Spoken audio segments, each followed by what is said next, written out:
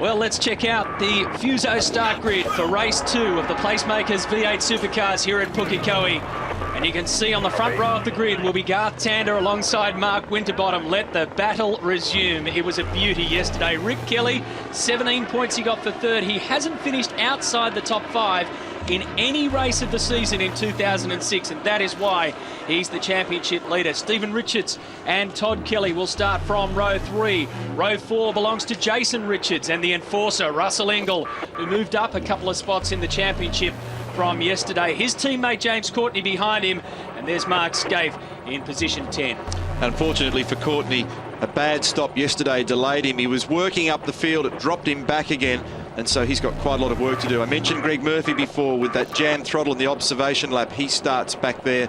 Stephen Johnson had a problem yesterday as well. Some damage on the front of the car to the air intake effectively meant that he dropped about 6 to 8 kilometres an hour in a straight line. You can't have that at this racetrack. Row 9, position 17 and 18, Lee Holdsworth and Cameron McConville. If you're just tuning in for the first time this weekend, Cam McConville is driving in car 100. He's celebrating that milestone of championship starts. John Bow and Paul Dumbrell, positions 21 and 22, the 11th row on the grid.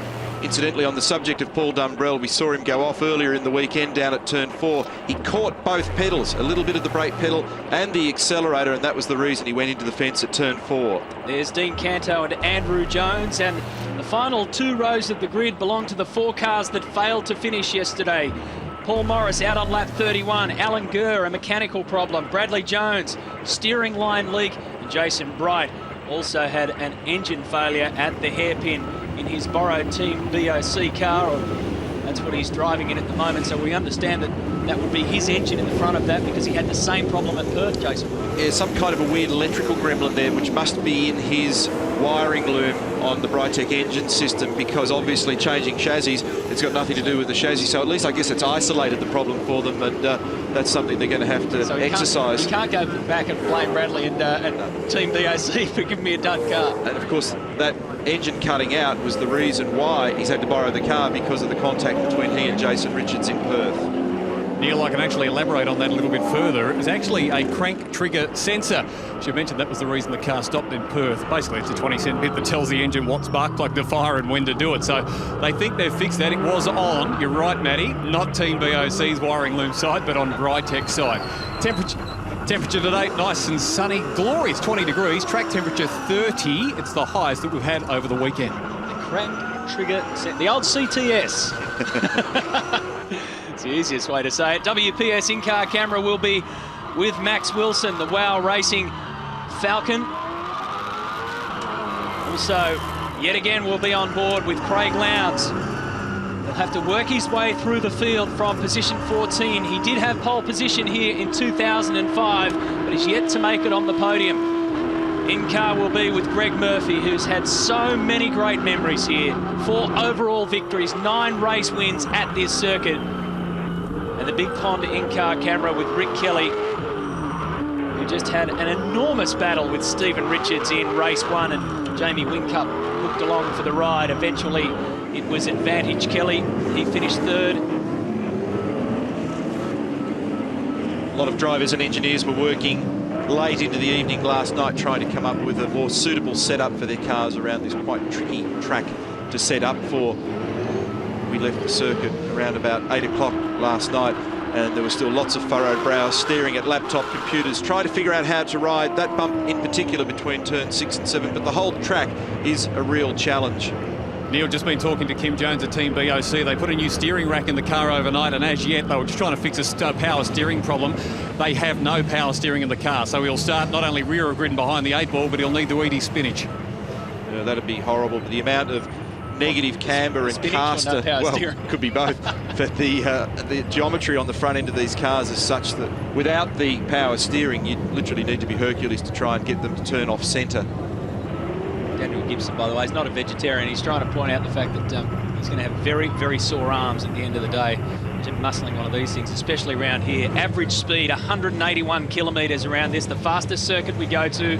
Top speed 275. That will be graphically illustrated to you down the back straight throughout the course of this race. A couple of little issues that arose from yesterday's race. Autobahn fined $1,000 for a pit lane indiscretion. the time penalty for Fabian Coulthard for the incident with Shane Price, effectively the same time as a drive-through penalty. And as I said before, the IPO and stewards looked at the Andrew Jones and Jason Bargwanna issue. For the second last time, we're going to do it here at Pukekohe. Tander versus Winterbottom at the front of the grid. Tander got him yesterday. What will the result be here at the start of race 2? Advantage Tander again. And Winterbottom's going to drop a place into turn 1 as Jamie Whincup goes around. Fantastic start for Jamie and also for Garth Tander. All side by side, Stephen Richards into the wall. I think he made contact with Todd Kelly. The engine's running, he's got first gear, he's digging his way out of the gravel, but that's a bad moment there for Stephen Richards after a tough race yesterday. He had to really knuckle down yesterday to make his way and make his mark in the field. He did so with a top 5 result. Down the back to the hairpin, Whincup. Whincup gets on the inside of Tander and will take top spot. In half a lap, Jamie Whincup has gone from 4th to 1st. Up through turn 6. Look at the way it throws around these cars. Over the rise at turn 7, and 1 lap of race 2 of the Placemakers V8 is done. And our race leader is now Team Vodafone's Jamie Whincup. That was an amazing cold tyre lap for Jamie Whincup. He got a great start, leapt to 2nd, and then making that effective move on Garth Tander. One of the issues that popped up in yesterday's race 1 was the sunlight intensity through turn 7. A lot of drivers said to me last night they couldn't see. Zinger replay, watch the contact between Todd Kelly and Stephen Richards, resulting in Richo leaning up against the tyre barrier. Here's another angle. The front right caught contact with Kelly's car. And the tyre barrier doing its job here. Tander gets back at turn 5 against Whincup and reclaims the lead.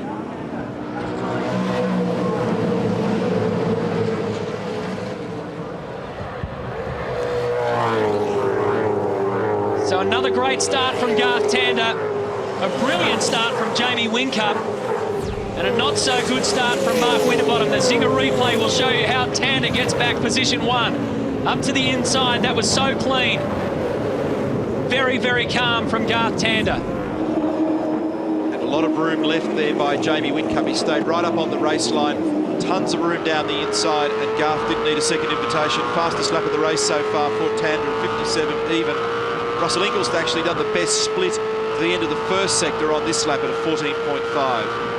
Well, Ford Performance Racing firing off an email to race control about that contact with Rick Kelly that sent Stephen Richards towards the fence, guys. Yeah, we should just explain there that that's pretty much stock standard practice these days. You can fire off an email, it goes straight to race control. There isn't any link in between, so it's pretty rapid fire, the system up and down pit lane. FPR have put through their request for the stewards to take a look at it. So Tander comes through. That lap pretty much the same in terms of time as the last one. The best lap that we just saw go through was the fastest of James Courtney. Duck when they're going through there. 57.03 for Courtney, who's in position 8. So he's made up 1 spot. That's the way, pal. Drive the car nice and straight, mate. Nice straight. Good job, mate. Just keep in mind the timing monitor as we go on board with Team Vodafone. Todd Kelly has been consistently quick throughout turn 1, sector 1.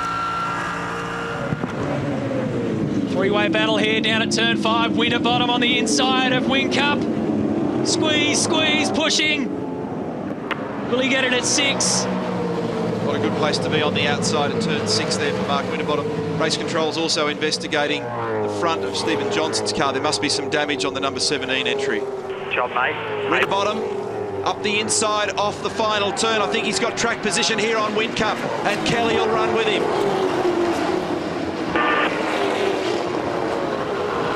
And Lowndes reporting that he's stuck in traffic at the moment. He's in position 11 behind Scaife. Greg Murphy is behind Lowndes. We're looking at positions 2 and 3, Jamie Whincup and Rick Kelly. And car number 7, Shane Price, loose rear body work, will get a mechanical black flag. He'll have to come into the pit lane and rectify that.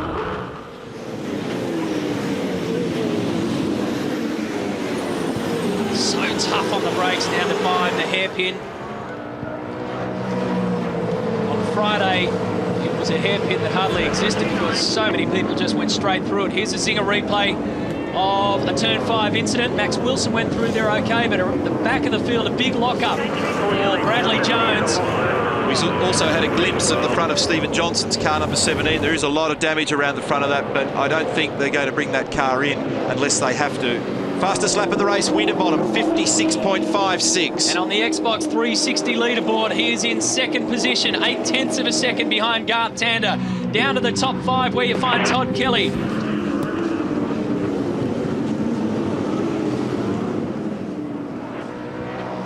On again between Rick Kelly and this time Jamie Whincup.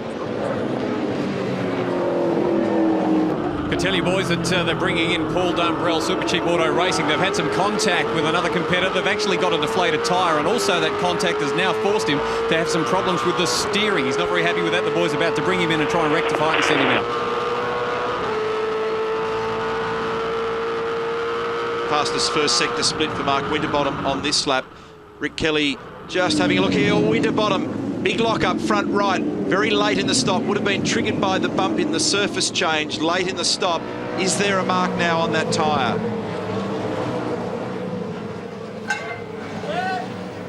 With Paul Dumbrell's car there, number 20. Incidentally, Stephen Richards in the Castrol Ford Performance Racing Ford, now up to 24th after being at the absolute back of the field, and he's off the road again. So Richo's got his hands full this morning in this race. That was a weird one there because that was at turn 5 where everybody goes off straight and he's ended up going off on the inside. The zinger replay, that's why he's been spun around, so he actually didn't go off. He had to get off to get back on. Yeah, there'll be more to that story. So there's your leaderboard across the bottom of your screen. Garth Tander with a 1 second advantage over Mark Winterbottom. Don't forget to check out bigpondsport.com. All your favourite sports. We've entered the tipping competition there. You can see the damage to the front of Stephen Johnson's Jim Beam Racing Falcon. We said yesterday that he was losing some straight line performance due to front end damage. Well, he's losing a lot more now, and he'd actually be battling to see because of the crimp in the bonnet there. It'd be quite difficult to see the apex of the corners.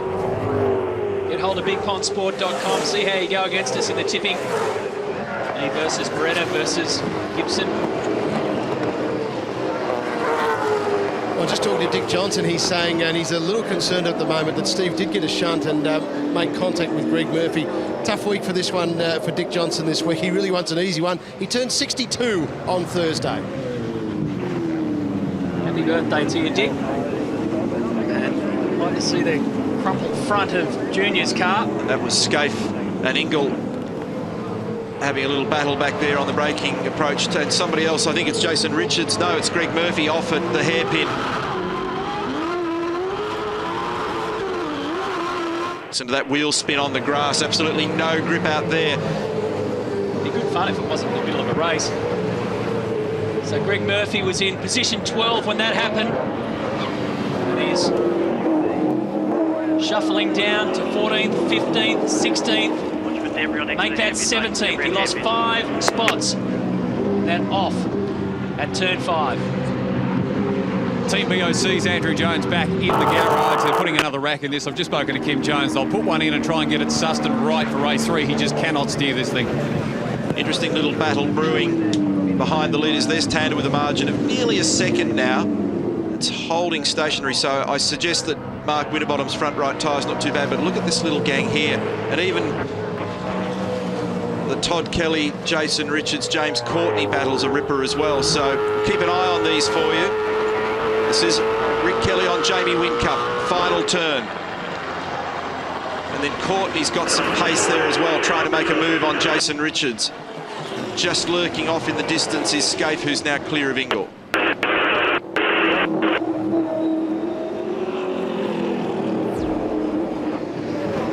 Seeing a replay, that's what happened to Greg Murphy. Not sure what happened there. He just obviously struggling to pull the car up for whatever reason, got the left-hand side of the car off the edge of the road, and then we saw him spending a long time skating, trying to get back on. Courtney looking racy here, having a look up the inside. couldn't get it done. So there's 1, 2, 3, 4, 5 of those cars. From positions 3 down to 8. Here's the battle group we're looking at. On board we go there with Rick Kelly.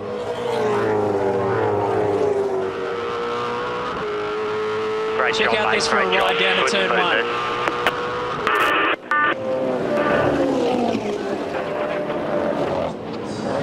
1. Jamie Whincup there, a little sideways just through the middle of turn 1. Just looking a little vulnerable to Rick Kelly.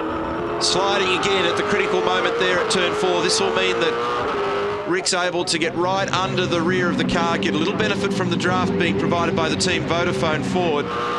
Might put him in position for a look down the end here.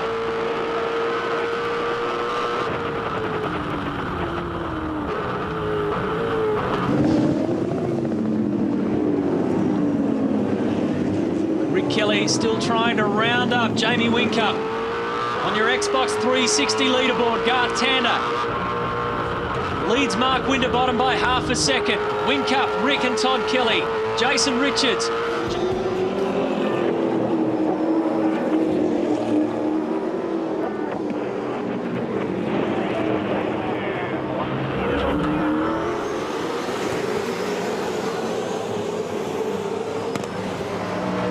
Team Vodafone AA car is really holding its ground well.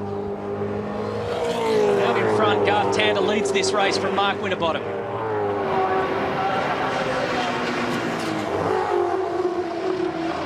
.4 of a second is the margin between Tander and Winterbottom. Here they are.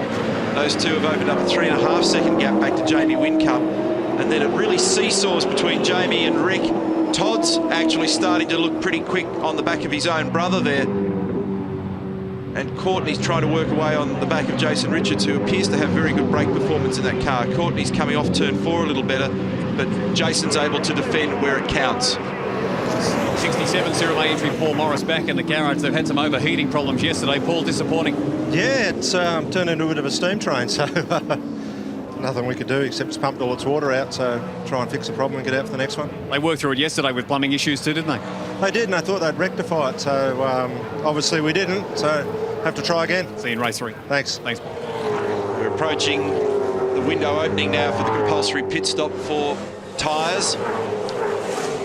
Drivers already discussing on the radio strategy. Not really too many options with where the pit stop window opens now as to what you can do. I don't know if you're doing it at home, but I'm certainly doing it. Every time they come over there, I duck. You flinch. I scamper underneath the telly.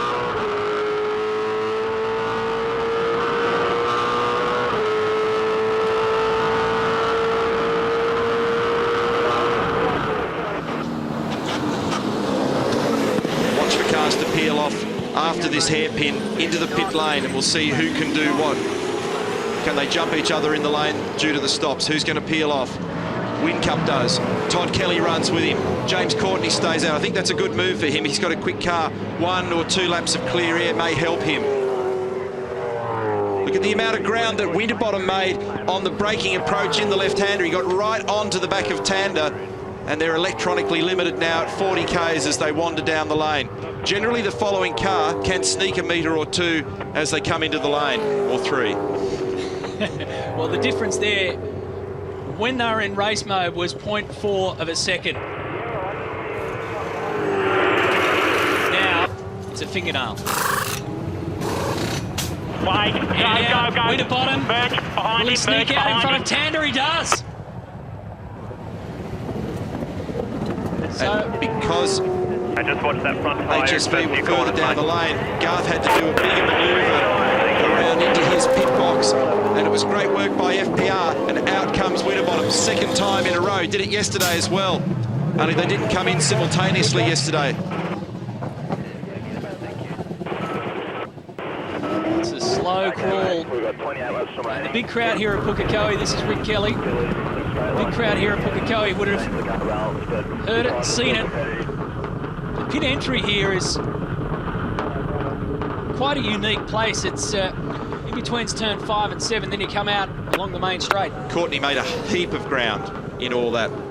both on the clear lap he had and pit in, so watch for him to leap up if they do a good stop. Oh, Winterbottom's off the road at the exit of the hairpin. So all the hard work that was done, Kelly stays out there, but only just inside that witch's hat. How'd you like to be a car controller? How'd you like to be a witch's hat? All the work that was done by Mark Winterbottom on the Zinger replay went down in a big puff of smoke. That's a massive lock-up at turn 5. And that, I would imagine, is going to be a pretty big mark on that tyre. Monster smoke screen. And the smoke signals spell trouble there for Mark Winterbottom, because off on the grass and not only losing time, but I'd suggest tyre damage here. Look at Todd Kelly and James Courtney.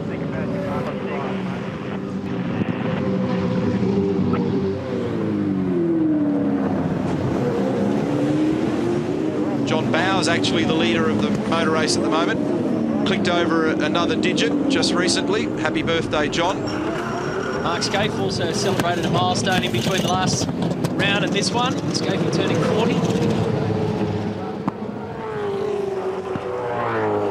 So those who have not pitted yet, John Bowe, Dean Canto, Jason Bargwanna and Stephen Richards.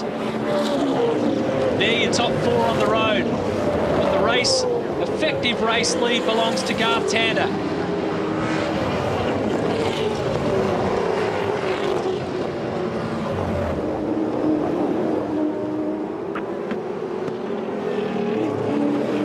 Craig Lowndes, and there is the big problem. It's gone. The front right is gone. As a result of the huge brake lock-up, and that puts paid to the weekend effectively for Mark Winterbottom. What a great shame, considering the pace. You've got a feel for the guy. Yeah, they're hugely disappointed down in the Ford Performance Racing garage. Spot on, they just put that new front tyre on, and he's taken it out, and it has blown. It's caused them all sorts of dramas, so they're very disappointed here after that brilliant pit stop. Yeah, it certainly was, and it is big disappointment, because they were riding on such a high. Pole position, second in race 1, and now limping back into the pits during race 2 after putting up a pretty good fight.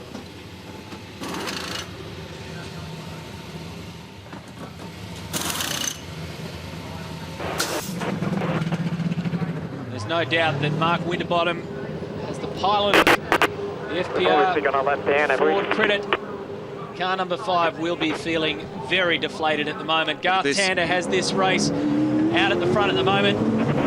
Good battle here. Todd Kelly, James Courtney, Mark Scaife, Jason Richards all involved. And Scaife trying to get up the inside of the hairpin. Can't get the traction required to come off the corner. Had a bit of a moment there. Here's the Xbox 360 leaderboard. Bargwanna and Stephen Richards yet to pit. So Garth Tander, who's been in, is at the top,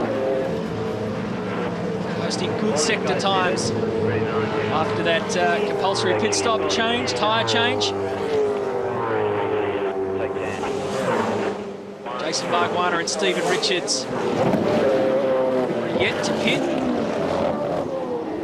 So the leaderboard readjusts itself now. Garth Tander and Jamie Whincup 1 and 2. Rick Kelly and Todd Kelly 3 and 4. James Courtney in 5. Scaife is in 6th. Jason Richards in 7th. Lowndes, Will Davison and Russell Ingall make up the top 10, and Paul Radisich, the Kiwi, the Team Kiwi Racing Ford, is in position 11. Mark Winterbottom, incidentally, has gone back out into 27th position. What a shame. Massive damage to that front right tyre after the lock-up and the braking approach into turn 5. And when he first rejoins, he had 2 cooler rear tyres as a result of the pit stop, and when they had to replace that front right, that's a cold tyre on the front right. So for the first couple of laps now, the car will actually steer quite strangely with a hot front left and a cold front right tyre. But it'll be settling down now. But how demoralising to be that far down the order after carrying so much pace. Team Vodafone's Jamie Whincup has a little bit of traffic in front of him. He turned a 5th qualifying spot into 4th in race 1. Collected 15 points for his efforts yesterday.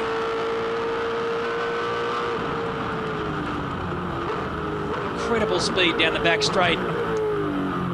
Shown by the big pond cameras that we've got in Rick Kelly's car.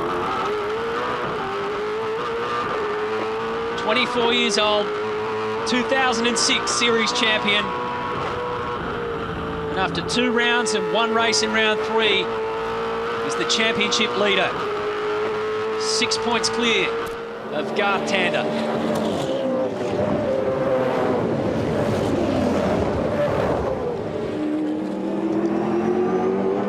Todd Kelly looks as though he's got pace to burn. 21 laps to go in this race. 6.1 seconds is the margin, Tander to Whincup. And Whincup's actually just a little quicker in the first sector split than Tander on this lap, but Garth does have a lot of margin. There can be some traffic playing a role in some of this as well. Here's Courtney, he's 5th. Mark Scaife in behind. Remember, he was just knocking on the door a couple of laps ago and then had that wild moment on the exit where he had the tight radius and tried to squeeze up the inside. Don't know whether he got a little touch there, but the car was certainly out of shape as he came off the corner. Guys, fastest pit stops, by the way. Craig Lowndes clocked a 4.1 second pit stop. Mark Winterbottom a 4.6, so they were the quickest in pits. Looking at a man who's certainly been quick around here over the years. He won this round last year, Mark Scaife, and 10th position yesterday, made it 14 out of 19 top 10 race finishes around Pukekohe.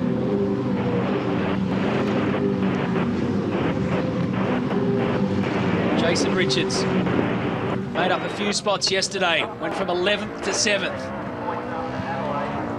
This is something that we've been getting used to seeing lately in the V8 Supercar Championship. A very controlled, very fast performance from Garth Tander, the Toll HSV dealer team.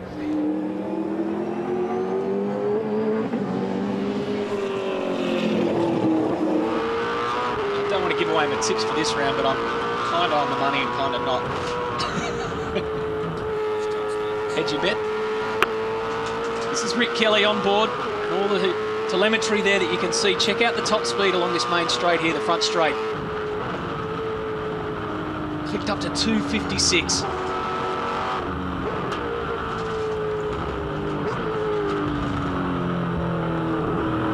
Seeing a good run here today also from Will Davison in 9th. And Lee Holdsworth continues to do very well, 13th in car number 33. Down the back straight is something else. Watch the top speed here. Fastest first sector split for Jamie Whincup, 275 kilometres an hour up the back straight, but speed's only part of the story. It's lap speed that matters, and at the moment the fellow who's actually showing good speed is Jamie Whincup. He's eased away just a little from Rick Kelly, although the margin still remains 6.4 seconds between Tander and Whincup. Another one, Neil, showing surprising pace, I think, for many of us, is the All Black team, TKR, with Paul Radisich at the wheel. I just spoke to David John from the team. He said he's very, very sore, especially down towards the hairpin where there's maximum force upon the brakes. They've got the right setup, and at the moment, he's just outside the top 10. An All Black car, they may well be the dark horse in race 2. Here's the Team Vodafone Falcon of Craig Lowndes in 8th. He's moved up from 14th.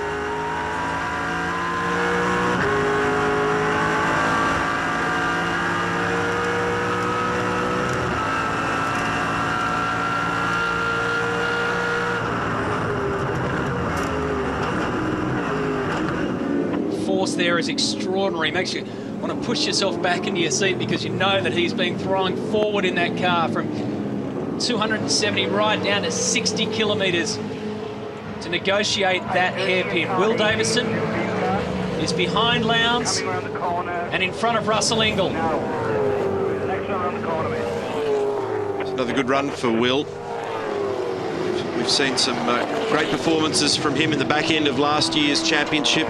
Off to a good strong start this year.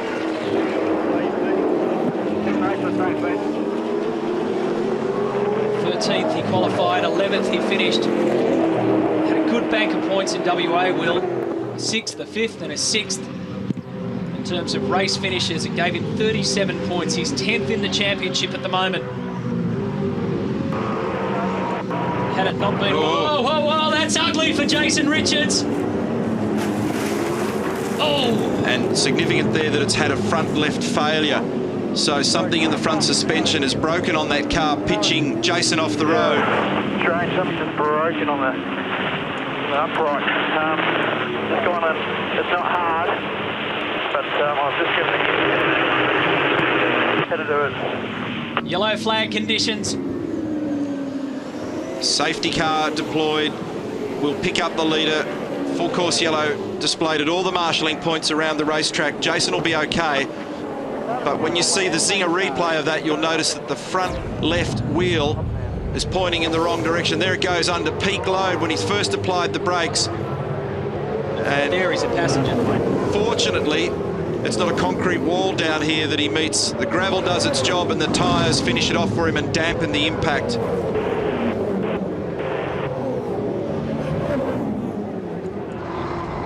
This will be a different view of it from the Team Vodafone Falcon. Not unusual to see lockups there, but you can tell that that was something entirely different. It started way back and it was really scary from the word go. Jason Richards has had a love-hate affair with Pukekohe Park Raceway. I remember that massive accident that he had in practice here a few years back in 2003 when he rolled his car, the Team Dynamic car. Only once has he finished in the top 10 here, and again, the home track has turned nasty for Jason Richards. The WPS Chrysler safety car has come out and it's rounded up the field and importantly closed up the gap. So it's going to take a little while for this car to be dragged back onto the flatbed truck, so I expect we'll see at least 2 laps, maybe 3 under the safety car. Ron Harrop, man on the right with the red sleeves and the black jacket, was Simon McNamara, who heads up Holden Motorsport. Ron Harrop's senior engineering figure in the team, has his own engineering business, and the man on the extreme right there is team manager Graham Jenkins. Kevin Murphy. And actually Jason Richards' dad off to the left there with the headset on. So concerned looks on their faces for obvious reasons. After what looked like good speed in that car, an odd breakage. You pound the curbs very heavily around this racetrack, and as a result, a lot of the components on the car around here really do get a belting. Something hasn't been up to it in the front of it. Maybe he had a touch with another car earlier in the race.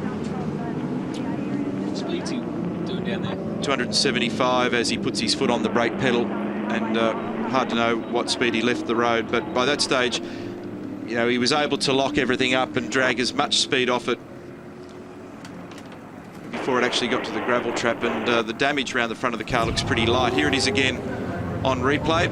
Watch this, front left. You can see him just trying to apply and then reapply the brakes.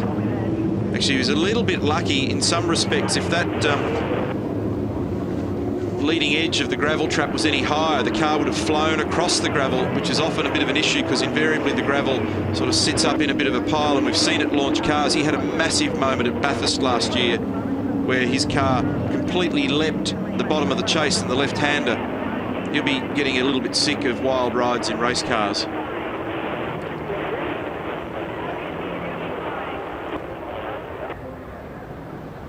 Yeah, they need to make very, very certain of the fact that the leading edge of gravel traps at all racetracks don't have that leading edge launching ramp on them, because if Jason had had a brake failure down there and that car went in there another 50 kilometres an hour faster, he'd clean jump that gravel trap. That's something that needs to be looked at. Well, away we go again, a restart. The WPS safety car is peeled off, and Garth Tander now has another fight on his hands, because Jamie Whincup, Rick Kelly and Todd Kelly, James Courtney, Mark Scaife, Craig Lowndes, Will Davis and Russell Engel, Paul Radisich, they're lined up top 10 behind him. This reinvigorates the race. 31 laps recorded. Not far to run now to the checkered flag on lap 43.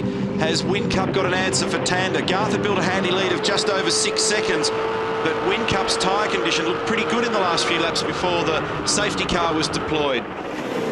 You've got plenty of people scratching their heads around the Tasman Motorsports garage. I've just been speaking to Ron Harrop. He said, obviously, something's collapsed in the front end. We all know that, but they still don't know what it could be. Wally Story's walking around. He's thrown the headphone down, very, very dejected. They've just been watching the replay to watch how soft it went in as to whether they should repair the car or not. They believe they should. Yeah, I don't think there'll be too much damage around the front of it, but obviously whatever broke under the front left-hand corner is going to take a little bit of time, and they'll get that rectified for race 3. Meantime, 0.3 of a second between Tander and Whincup. Another 0.3 back to Rick Kelly. 0.6 back to Todd Kelly. And I think Jamie Whincup has got some pace in this car at the moment. Seeing a replay. Greg Murphy, Max Wilson. Off on the inside, tap, and through he went. That was for position 11.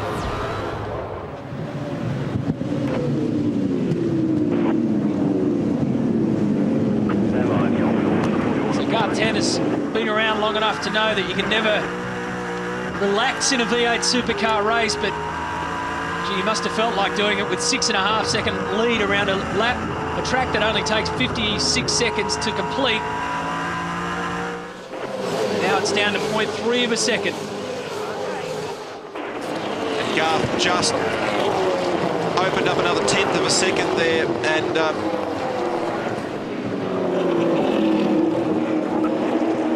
another 0.4 of a second between Jamie Whincup and Rick Kelly.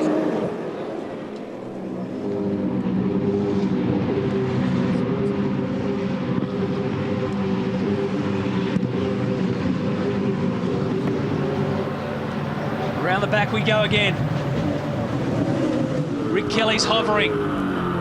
That's looking out the back of his car to his brother, Todd. A little bit of clean air for James Courtney behind him. Yeah, pretty good ride this. Watch this. Up through 6 and 7, up over the hill.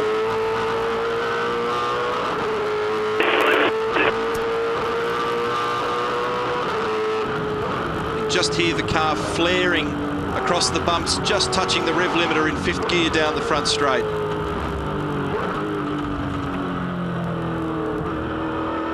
Turns 1, 2, 3 and 4.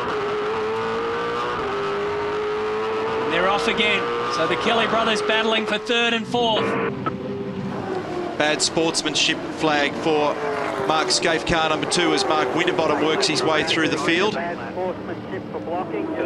Alan Gurr getting right offline there in the dirty stuff, really hurt him. So why was Scaife given the bad sportsmanship flag? He's been given that flag for blocking.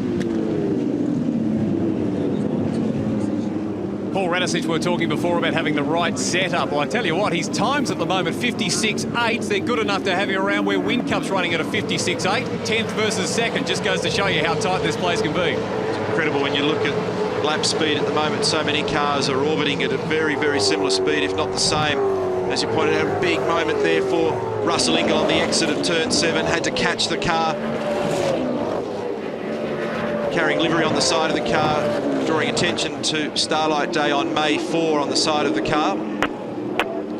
And 0.6 of a margin, 0.6 of a second, I should say, margin for Garth Tander, Jamie Whincup on that lap. So Garth just easing away ever so slightly.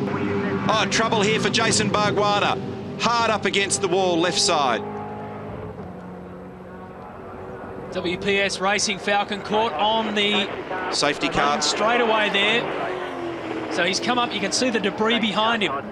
Look further back and you can see that he's gone through one of the advertising hoardings and ended up into the Armco. WPS safety car will be back out, but unfortunately it's going to come out in place of the WPS racer. Bargwanna gives a shake, a little bit of a rattle and a roll, and make sure that physically he's okay, but gee, that car will be pretty ugly when they peel it away from there. Back on Friday, Jason Bargwanna came over the top here and rode his luck all the way along the grass. On the Zinger replay, you'll see that the luck runs out. Kabam! So did he end up just wide of the line on the dirty side of the track and just run out of road, or did he have a puncture or some other failure like we saw for Jason Richards? Gather our thoughts again with the Xbox 360 leaderboard. Garth Tander is our leader. Jamie Whincup, all that has stayed the same. Kelly, Courtney. So yet again, the field is compressed with 6 laps to go. And notice that the safety car has really been wound down to a very slow speed because we're so close to the end of the race. They don't want to end up with a scenario where there's little or no racing to the flag, so they'll bring the field right down to a very slow, controlled speed so that they can get that stricken car off the exit of turn 7 and give us at least a couple of laps of good, hard green racing. That's pretty much what it's been, hasn't it, from the start? A couple of yellow flag interventions, but aside from that, it's been pretty good racing. But I guess really, Neil, the answer that they'll all want to know is, earth can we try and catch Garth Tander? He's got a little edge at the moment, hasn't he? It's only... I mean, it was big there for a while. 6.5 seconds. He was... Yeah, but in lap speed, it's about between half and 1/10 of a second. But it's enough to just ease the pressure off when it counts. So they're just removing the front air dam from that car, so they can get it on the flatbed truck, and the rest of the field's just going past the accident scene there at the moment, coming onto the front straight. Call it a straight, but it's not really. Gently curves to the right. It's very bumpy when you watch the cars run head-on down there. Tander, Whincup, Kelly, Rick and Todd's the order, then Courtney, Scaife, Lowndes, Davison, Ingle, Radisich. Great performance, Paul Radisich, in the Team Kiwi entry inside the top 10. And Greg Murphy 11th, despite a couple of scary moments in the race for him. Then Max Wilson, Lee Holdsworth, Cam McConville, John Bowe. Encouraging position for John Bowe. Then Jason Bright moving up from the back of the field after yesterday's did not finish result.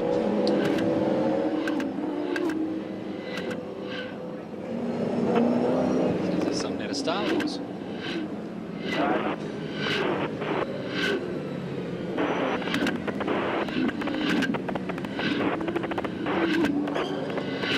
I'm not coming back as a curb. Or a very small cameraman.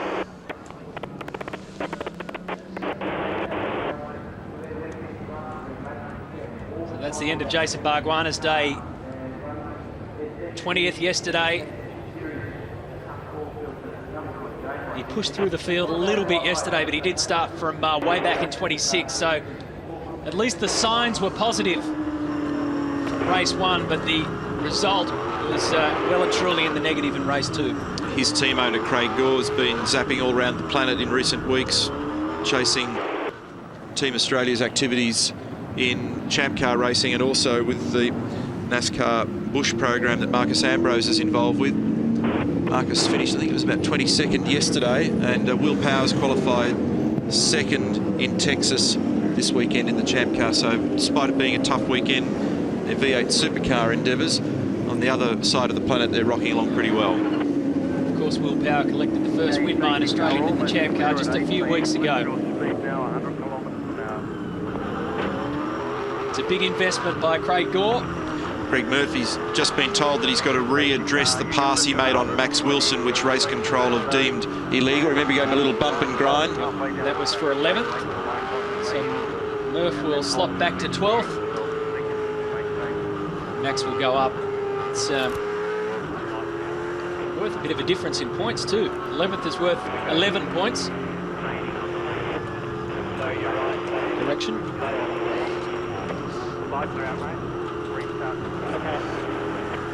6 points. Yep. Really slow.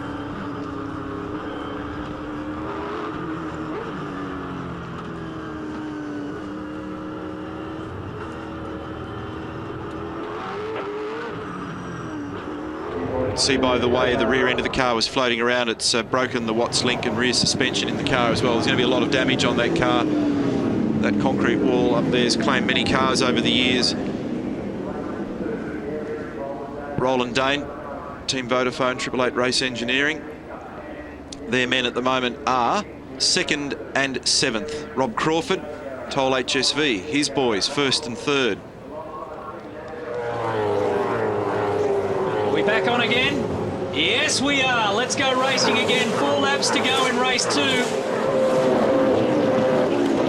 Just when things start to look comfortable for Garth Tander, the yellow flag comes out and puts him back in race mode to fight off these guys. Jamie Whincup leading the forward fight. Rick Kelly and Todd Kelly right behind him. James Courtney, the next best of the Falcons, then Scaife in 6th. Lowndes is in 7th, Will Davison 8th. Russell Ingall is in 9th. Paul Radicic is in 10th. And after addressing the spot that he took off Max Wilson, Greg Murphy goes back to 12th. He was instructed by race control to do that. They deemed that the bump pass on Max Wilson was illegal, and if he didn't sort that out with Max, then they'd give him a drive-through penalty, so he had to step back one position and let Max by.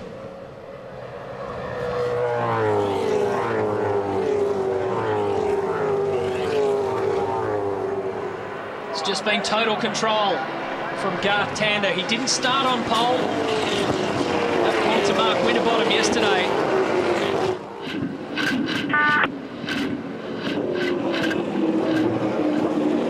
Tander had the next best spot in race 1. That was position 2. He turned it into another race win. Makes it 4 straight. You go back to race 1 at Barbagallo where he did the clean sweep. Here's Craig Lowndes in position 7.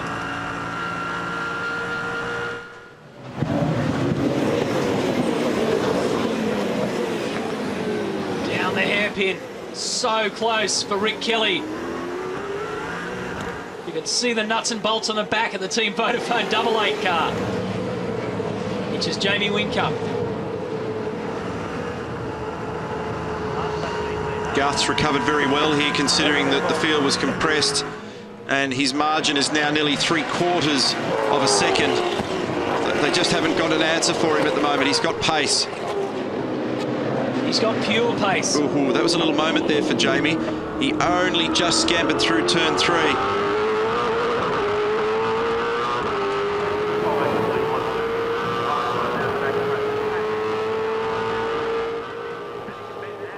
Two Kelly brothers, Todd on the left, and his brother just covering slightly.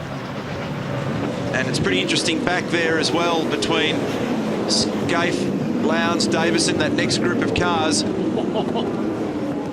And I think Davison got shuffled then.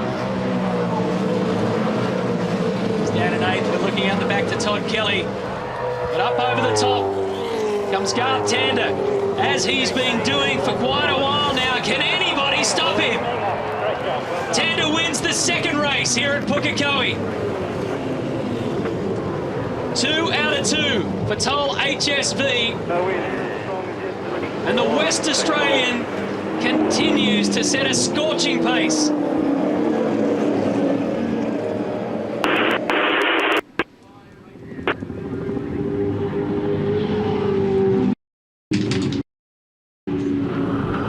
Jamie Whincup second, there's Rick Kelly in 3rd.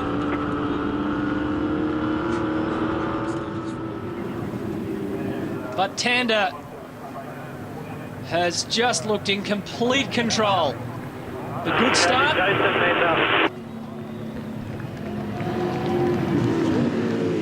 Turned into the perfect finish.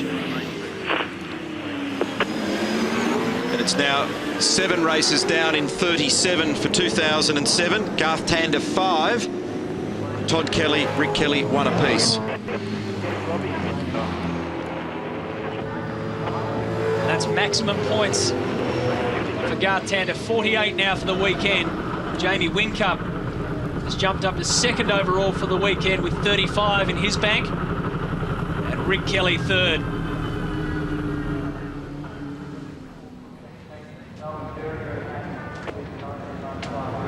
Looks very, very calm, Garth Tander, and so he should be, because he's just having one of those runs.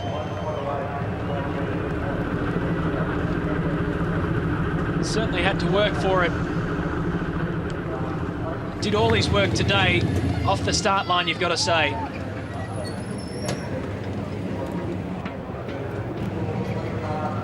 Because the Toll HSV dealer team are doing everything right at the moment. There's Dean Canto. He peels off in 17th. Stephen Richards had some wild rides. 18th. He dropped down from 5th. Jamie Whincup, great performance in second. There he is. Everything is okay for GT.